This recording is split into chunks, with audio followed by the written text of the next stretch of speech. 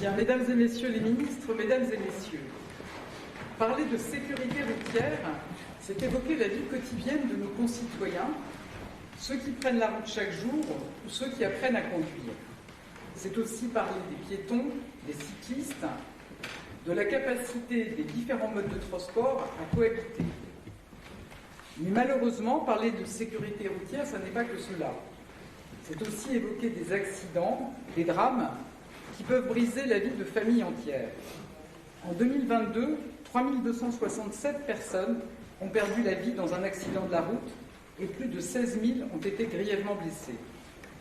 Je visitais tout à l'heure, avec le ministre de l'Intérieur Gérald Darmanin et le ministre de la Santé François Braun, l'établissement de soins de suite et de réadaptation de Coubert qui prend en charge des victimes d'accidents de la route. J'y ai rencontré des soignants au dévouement remarquable et je veux à nouveau les saluer et les remercier. J'ai pu parler avec des patients au courage exceptionnel, malgré les douleurs, malgré les blessures, malgré le handicap parfois. Ces drames nous obligent, ils nous poussent à continuer à prévenir, à continuer à agir. C'est tout le sens du comité interministériel de la sécurité routière que j'ai réuni aujourd'hui. Pour prendre des mesures, nous devons d'abord poser un diagnostic sur la situation. Depuis 10 ans, les chiffres de la sécurité routière sont assez stables, même si l'on peut noter que le premier semestre 2023 marque une forte inflexion, avec une baisse de la mortalité sur la route de 11% par rapport au premier semestre 2022. C'est un des meilleurs résultats de l'histoire de la sécurité routière. Nous pouvons le saluer, mais nous devons aussi en comprendre les raisons et prendre en compte les évolutions des types d'accidents, en particulier depuis le dernier comité interministériel de sécurité routière en 2018. J'en vois une principale, il y a moins de victimes en voiture, mais nettement plus en vélo ou en trottinette électrique. Ces dernières représentent désormais 8% des décès et 20% des blessés graves. Cela doit nous interpeller et nous pousser à faire évoluer nos réponses en matière de sécurité routière.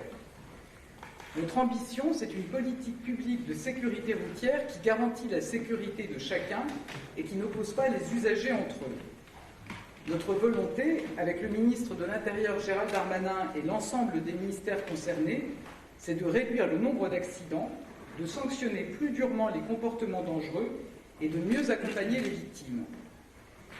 Pour y parvenir, je tiens à saluer le travail du Conseil national de la sécurité routière sur lequel ce comité interministériel s'appuie largement. Je veux également remercier la déléguée interministérielle à la sécurité routière Florence Guillaume et son équipe pour leur engagement sans faille. Je laisserai au ministre le soin de détailler nos décisions, mais je voulais en quelques mots revenir sur les grandes orientations de ce comité interministériel. Notre premier objectif, c'est d'améliorer l'éducation routière des plus jeunes qui utilisent souvent le vélo ou la trottinette avec une connaissance parcellaire du code de la route.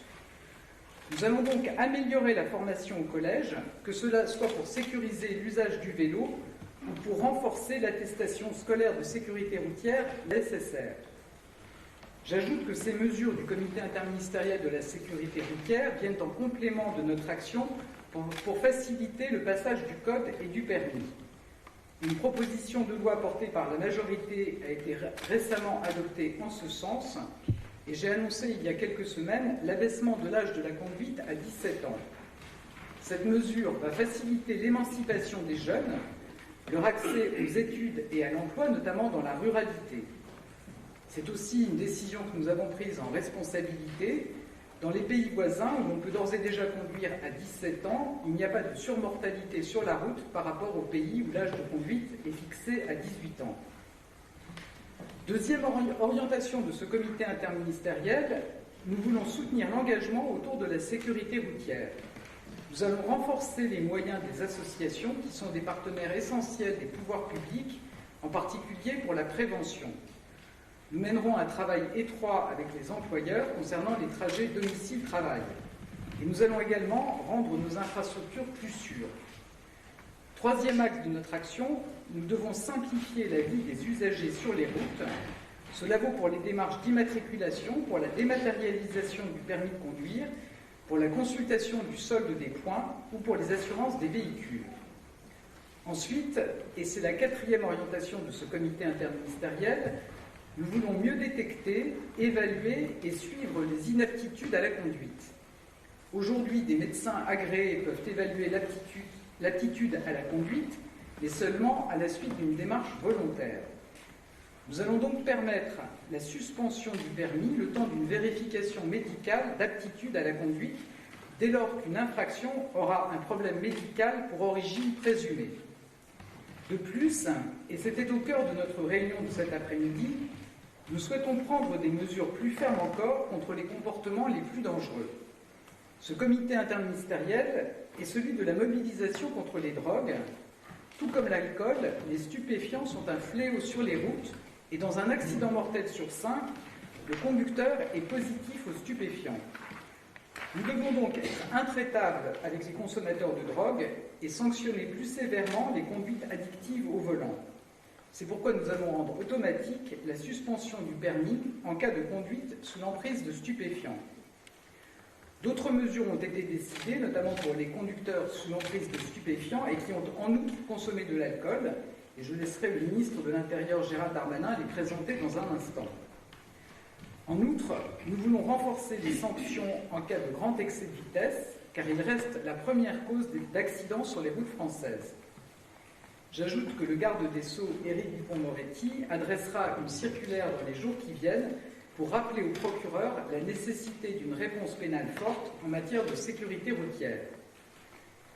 Si nous devons être fermes contre les comportements les plus dangereux, nous devons aussi avoir des sanctions proportionnées, justes et acceptables contre les petits excès de vitesse, c'est-à-dire moins de 5 km. Il n'y aura plus de retrait de points dans ces situations. Cela ne doit évidemment pas se faire au détriment de la sécurité. Cette mesure fera l'objet d'un suivi rigoureux. Enfin, dernière orientation de ce comité interministériel, nous devons protéger davantage les usagers vulnérables et mieux accompagner les victimes. Après un accident grave, certaines familles ne se sentent pas suffisamment accompagnées. Nous ne pouvons pas l'accepter et nous devons faire mieux. Nous allons mettre en place un accompagnement dédié pour les familles de victimes dans chaque département, par l'intermédiaire des comités locaux d'aide aux victimes, le garde des Sceaux y reviendra. Et par ailleurs, je sais que l'appellation d'homicide dit involontaire choque à raison les familles des victimes, plus encore quand le conducteur fautif est sous l'emprise de l'alcool ou de stupéfiants. Aussi, je vous annonce que nous allons créer une qualification spécifique d'homicide routier. Tout conducteur qui tue une personne sur la route et serait aujourd'hui poursuivi pour homicide involontaire sera poursuivi demain pour homicide routier. Cette dénomination s'appliquera que le conducteur ait consommé ou non de l'alcool ou des stupéfiants. Le ministre de la Justice, Éric Dupond-Moretti, y reviendra. Ce changement permet de mieux rendre compte de la réalité des accidents et de ce que vivent les victimes et leurs familles. En outre, pour permettre aux victimes d'accidents d'avoir accès aux dernières technologies de soins et de rééducation, nous allons reconduire les moyens du Fonds de modernisation et d'investissement en santé de 26 millions d'euros et veiller à l'équilibre de ces investissements pour qu'ils maillent tout le territoire. Mesdames et messieurs, je viens de vous faire part d'une série de mesures. Je souhaite que notre ambition s'applique dans tous les territoires, dans l'Hexagone comme dans les Outre-mer. Aujourd'hui, nous ne prenons pas suffisamment en compte les spécificités des comportements routiers dans les territoires ultramarins. Je pense par exemple à la prééminence des accidents liés aux deux-roues motorisés. Des mesures spécifiques seront donc prises pour les Outre-mer, par exemple le lancement de campagnes de prévention dédiées. Mesdames et messieurs, les mesures décidées lors de ce comité interministériel de la sécurité routière exigent une mobilisation de tous les acteurs. Elles vont permettre plus de fermeté contre ceux qui mettent la vie des autres en danger sur la route, notamment en consommant des stupéfiants. Elles vont renforcer nos dispositifs de prévention et offrir un meilleur accompagnement aux victimes et à leurs familles. Des routes plus sûres, moins d'accidents et une meilleure cohabitation entre ceux qui roulent, ceux qui pédalent et ceux qui marchent, voilà nos objectifs. Alors avec le ministre de l'Intérieur Gérald Darmanin et l'ensemble du gouvernement, nous sommes engagés pour la sécurité de nos routes et pour l'accompagnement des victimes et de leurs proches. Je vous remercie et je vais passer la parole à Gérald Darmanin. Merci Madame la Première ministre. Avant tout, je voudrais évidemment avoir une pensée pour tous les policiers, les gendarmes et les policiers municipaux qui sécurisent justement les transports et nos routes. Peut-être revenir sur 2 points évoqués par Madame la Première ministre. D'abord, en effet, les sanctions qui sont alourdies à la suite effectivement des conduites sous stupéfiants. La proposition qui a été faite et qui est acceptée par Madame la Première ministre, c'est le retrait de 8 points contre 6 points aujourd'hui, lorsque quelqu'un est contrôlé désormais avec une conduite sous stup et sous alcool. Deuxièmement, en effet, une suspension obligatoire par le préfet du département, qui va de 6 mois à 1 an, sur quelqu'un conduit sous stupéfiant. Jusqu'à aujourd'hui, le préfet pouvait suspendre. Aujourd'hui, demain, il devra suspendre. Et puis troisièmement, l'immobilisation du véhicule pour tous ceux qui conduisent sous stupéfiants. Donc ça, c'est un acte évidemment d'action administrative. Le garde des Sceaux reviendra, s'il le souhaite, sur le fonctionnement judiciaire de cette suite d'immobilisation de véhicules. Donc ce sont des sanctions extrêmement fortes contre ceux qui conduisent sous stupéfiants et qui, comme l'a dit la Première ministre, est responsable d'un accident sur 5 en cas de mort violente. Deuxièmement, je voudrais, comme l'a dit la Première ministre, dire qu'à partir du 1er janvier 2024, les retraits de points pour ceux qui font moins de 5 km/h au-dessus de la vitesse retenue seront donc supprimés, mais nous garderons évidemment l'amende. Il ne s'agit donc pas de dépénaliser l'excès, le petit excès de vitesse, mais bien de garder cette amende, bien sûr. Mais il n'y aura plus, comme nous l'avons annoncé, de points retirés pour moins de 5 km/h, qu'il s'agisse d'une circulation en ruralité ou en ville. Et puis, dans la mesure des simplifications qu'a annoncé la Première ministre, d'abord la dématérialisation totale du permis de conduire dans l'année 2024. Il ne s'agit pas de remplacer de manière dématérialisée un permis physique. Il y aura toujours un permis physique qui sera d'ailleurs évidemment pour tous les citoyens. Mais parallèlement à ce permis physique, il y aura un permis dématérialisé que vous pourrez avoir sur votre téléphone, quel que soit ce téléphone, pour pouvoir le présenter aux forces de l'ordre, pour pouvoir bien sûr faire l'objet de contrôle et pour constater le nombre de points qu'il vous reste par exemple sur votre permis. Et je voudrais aussi dire qu'à partir du 1er avril 2024, en lien avec le ministre de l'Économie et des Finances, nous allons supprimer la vignette assurance verte. Il n'y aura donc plus de vignette assurance à mettre sur son véhicule. Tout sera désormais enregistré par les assurances directement dans le fichier qui permettra à chacun de nos concitoyens de pouvoir, quand ils sont contrôlés, être contrôlés entre policiers et gendarmes directement accès au fichier sans remettre évidemment la petite vignette verte qui depuis trop longtemps peut-être arborait nos véhicules. Je laisse la parole à M. le garde des Sceaux. Mesdames et messieurs, le code pénal est au fond une photographie à l'instant T de ce qu'est notre société. Et bien sûr, nous ne pouvions pas ne pas prendre en considération ces conduites sous l'empire de l'alcool, sous l'empire des stupéfiants, qui tuent régulièrement dans notre pays. Et nous ne pouvions pas regarder cela sans réagir. Lorsque l'on apprend les rudiments du droit pénal, on apprend ce qu'est l'homicide involontaire. Il peut être généré par une simple imprudence. Et l'exemple que l'on donne aux étudiants, c'est le pot de fleurs qui se détache de votre balcon et qui vient percuter un piéton et qui le tue. Ben, vous avez bien compris que tuer un gamin quand on est sous l'emprise de l'alcool ou des stupéfiants, ça ne peut pas être assimilé à cet homicide involontaire dont je viens de vous parler. C'est la raison pour laquelle nous avons décidé la création d'une infraction nouvelle, homicide routier, blessure routière. Et non seulement nous créons ces infractions, mais nous les détachons des autres homicides involontaires, des autres blessures involontaires, et nous allons créer un chapitre 2 dans le titre 2 du Code pénal, titre 2 intitulé « Les atteintes à la personne humaine », de façon à ce que cette infraction soit spécifique.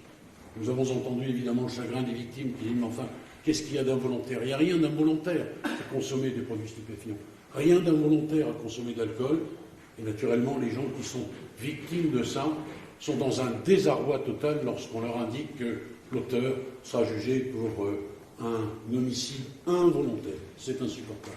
Donc, création d'une infraction désormais autonome, ayant une place particulière dans le Code pénal. Création également d'un délit de dénonciation frauduleuse du conducteur auteur d'une infraction. Vous savez, c'est ces petits malins qui, pour ne pas perdre les points, dénoncent la grand-mère ou le grand-père qui acceptent naturellement d'être le faux auteur de l'infraction ainsi commise. Ça, c'est fini. On ne veut plus de cela. C'est trop facile. Chacun doit évidemment assumer sa responsabilité. Nous prenons un certain nombre de dispositions techniques pour mieux appréhender la récidive et dans certaines infractions qui ne sont pas celles de l'homicide routier ou des blessures routières, des infractions de moindre importance, nous permettons, dans le cadre d'alternatives aux poursuites, au procureur de la République de confisquer le permis durant 12 mois. Nous avons également la volonté d'éradiquer ces infractions de grande vitesse. C'est aujourd'hui une contravention, ça va devenir un délit. Pour mémoire, 2019, 41 000 excès grande vitesse. 2022, 72 000. Il est temps que nous disions stop à ces infractions qui, elles aussi, malheureusement, peuvent tuer ou blesser gravement. S'agissant de la confiscation des véhicules, il y a un volet administratif dont le ministre de l'Intérieur et des Outre-mer vient de parler, à savoir que l'on pourra saisir le véhicule, mais en cas de stupéfiants et d'alcool, prise d'alcool et de stupéfiants, le tribunal pourra confisquer le véhicule. Et vous faites bien la différence entre la saisie et la confiscation. La confiscation, c'est l'auteur perd la propriété de son véhicule. Il sera ensuite revendu à la grâce et il bénéficiera au budget de l'État, ou d'ailleurs ça deviendra un véhicule de police ou un véhicule de l'administration. Stage obligatoire également en cas de conduite sous stupéfiants. Stage obligatoire, c'est une peine complémentaire obligatoire que nous mettons en place. Et puis, il y a naturellement le volet victime. Alors, nous avons pris en interministériel une circulaire en décembre dernier. Cette circulaire a pour objet de mieux informer les victimes.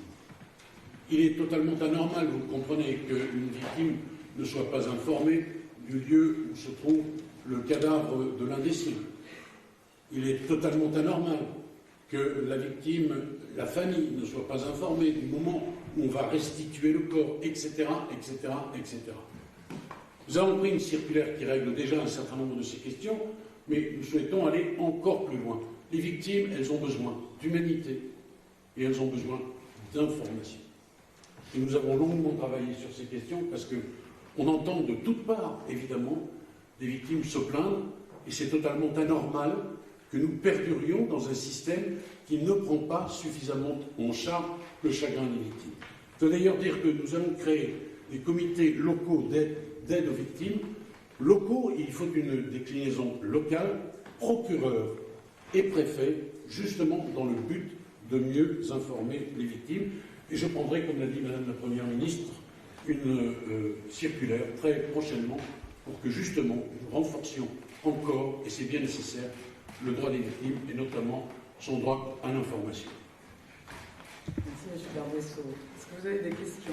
Oui, bonsoir. Rosalie Lafarge à France Culture. Certaines associations trouvent que ce changement d'homicide involontaire en homicide routier ne va pas assez loin et regrettent que ce ne soit pas assorti de peines spécifiques. Pourquoi avoir choisi ce changement uniquement sémantique, sans donner l'importance que ça a, mais peut-être du coup avant tout symbolique? Alors, je ne pense pas que ce soit un changement mineur de créer une nouvelle catégorie dont vous aurez compris qu'elle va conduire à une réarticulation, une réorganisation du code pénal pour que non seulement il y ait un délit spécifique, donc un homicide routier, mais en plus que ce soit détaché du chapitre sur les homicides involontaires. Et puis sur les peines peuvent être très sévères en fonction des circonstances, mais je vais peut-être laisser M. le garde des Sceaux préciser. Oui. Je vais répondre, Madame, à votre question. Voilà les peines possibles aujourd'hui, les maximums de peines possibles. 5 ans, 7 ans, 10 ans quand il y a 2 circonstances aggravées. Et en cas de récidive, 20 ans. Nous avons considéré 2 choses. D'abord que dans l'équilibre du code pénal, on ne pouvait pas aller plus loin. Et puis nous avons constaté, jurisprudence à l'appui et dans un examen minutieux, qu'on allait rarement au maximum de ces peines. Ça ne sert pas à grand-chose, au fond, d'alourdir les peines si elles ne sont pas appliquées dans leur maxima. Je dis bien dans leur maxima. Vous dites qu'un certain nombre d'associations ont évoqué ce que vous venez d'évoquer, c'est vrai, mais d'autres, en revanche, considèrent qu'il ne faut pas toucher les peines. Symboliquement, c'est très très important de ne pas mélanger mon histoire de pot de fleurs avec un gamin de 20 ans qui se fait tuer parce que c'est un type alcoolisé qui le renverse, ou drogué, ou les deux d'ailleurs. Comprenez bien qu'il y a là de la symbolique, mais la symbolique c'est important en matière pénale. Parce que c'est un message qui est envoyé à toute la société. Voilà la réponse, madame, que je peux faire à votre question. Gabardet pour TF1 LCI, vous avez parlé d'une suspension du permis de conduire si par exemple il y avait une infraction ou un accident, même s'il n'y a pas l'emprise de stupéfiants ou d'alcool. Très concrètement, comment ça va être mis en place? Est-ce que c'est le préfet qui suspend le permis avant la visite médicale? Non, je pense que je n'ai pas dit ça. Évoquer le fait que le délit d'homicide routier s'appliquait qu'on soit ou non sous l'emprise de stupéfiants ou d'alcool. Par contre, les suspensions, ça s'applique en effet si on est, précisément, il y a une des circonstances aggravantes, alcool ou stupéfiant. C'était pour la visite médicale. Vous disiez qu'il pouvait y avoir, avant la visite médicale, une suspension du permis de conduire. Ce que j'évoquais, c'est le fait que quand on a effectivement une infraction dont on peut suspecter qu'une cause est liée à l'état de santé, à l'aptitude à conduire d'une personne, alors le permis doit être suspendu le temps que la personne ait passé la vérification d'aptitude. Par qui? La vérification d'aptitude par les médecins agréés, comme c'est le cas aujourd'hui. Simplement, aujourd'hui, ces médecins agréés, il n'y a que sur la base du volontariat qu'ils sont sollicités. Donc désormais, quand il y a par exemple un accident où on peut suspecter qu'une des causes est la non-aptitude à conduire d'une personne, on peut suspendre son permis le temps qu'un examen médical permette de valider ou non son aptitude à conduire. Ce sera une décision du préfet? Ce sera une décision administrative, oui. Bonjour, Caroline Motte pour France Télévisions. Est-ce que justement pour les personnes âgées qui souhaitent continuer à conduire, parfois contre l'avis de leur famille, est-ce qu'il y a des dispositifs prévus dans ces cas-là, des visites médicales obligatoires, ou est-ce que la famille peut dénoncer une personne qui souhaite continuer à conduire alors qu'elle est dangereuse? Alors, en effet, il y a à la fois une formation renforcée des médecins pour pouvoir détecter des inaptitudes à conduire, et la possibilité, en effet, de signaler une supposée inaptitude qui devra ensuite être vérifiée.